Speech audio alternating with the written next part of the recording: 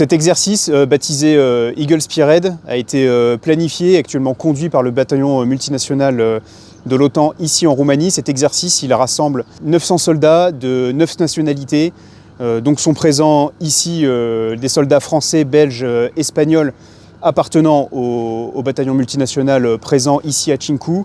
Mais nous ont rejoint également pour l'exercice des soldats italiens du bataillon multinational présent en Bulgarie et également évidemment des soldats roumains, mais aussi des soldats nord-macédoniens et portugais, polonais, appartenant à la brigade multinationale de l'OTAN présente à Craiova.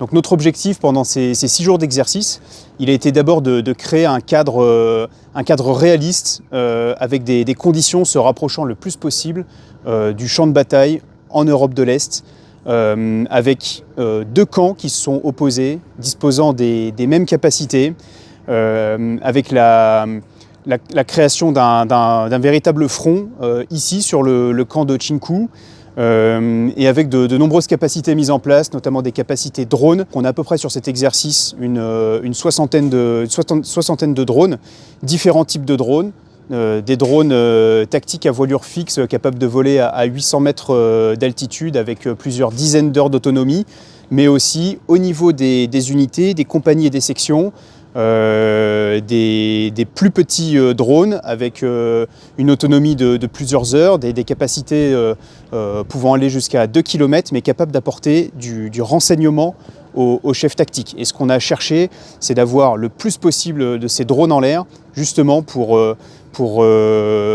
représenter cette transparence du champ de bataille. Le DT-46, donc de l'Airtech, est un drone tactique d'une portée de 100 km qui a 2 versions. Une version VTOL, donc un décollage vertical dans la configuration qu'il est derrière moi, avec une autonomie de 2h30, et une deuxième configuration dite avion en HTOL qui elle a une autonomie de 5 heures. Ici, pour tout ce qui est tactique, on utilise essentiellement le VTOL, ce qui nous permet en fait de décoller de n'importe quelle position du camp. J'ai toute mon équipe, donc de la gauche vers la droite, j'ai l'opérateur Atlas, j'ai ensuite mon chef d'équipe, j'ai le pilote de la caméra et j'ai le pilote de l'avion. Ensuite, ceux qui sont derrière moi, c'est pour durer dans le temps, on se relève.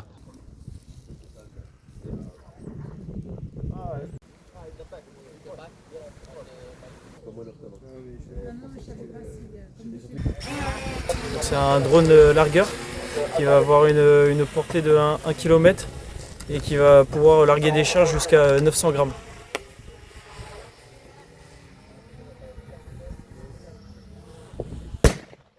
J'ai une section motorisée d'infanterie motorisée roumaine qui est actuellement sous mon commandement, qui est dotée de Piranha, et donc elle fait des missions d'infanterie de la même manière que mes sections d'infanterie françaises. Donc elles font des missions offensives, défensives, elles sont toujours au cœur du dispositif. Et donc voilà, on travaille, parce que ça se travaille finalement l'intégration interalliée.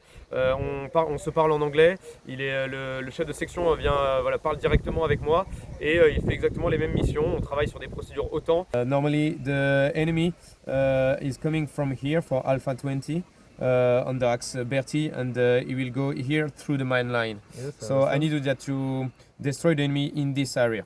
Okay, is it okay for you? It's perfect. Yeah. Ici c'est mon poste de commandement, c'est depuis ici que je commande mon sous-groupement tactique interarmes.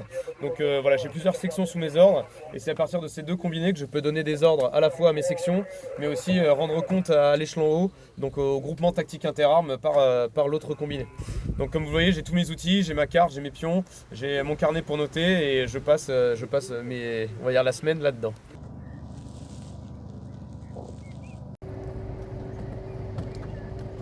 Ici, là, l'endroit où on est, donc on a installé le PC d'un groupement. Ce PC, il a aussi été installé de manière réaliste, donc dans une infrastructure durcie, dans une cave, de façon à pouvoir se prémunir de la menace artillerie.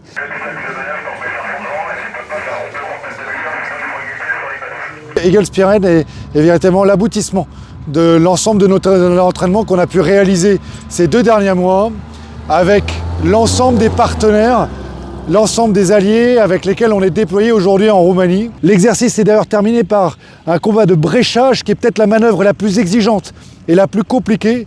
Une manœuvre coordonnée, interarmes et interarmée avec des capacités aériennes pour brécher un dispositif solide, un point identifié dans le dispositif pour brécher un dispositif, le front qui a été gelé pour ensuite pouvoir exploiter dans la profondeur.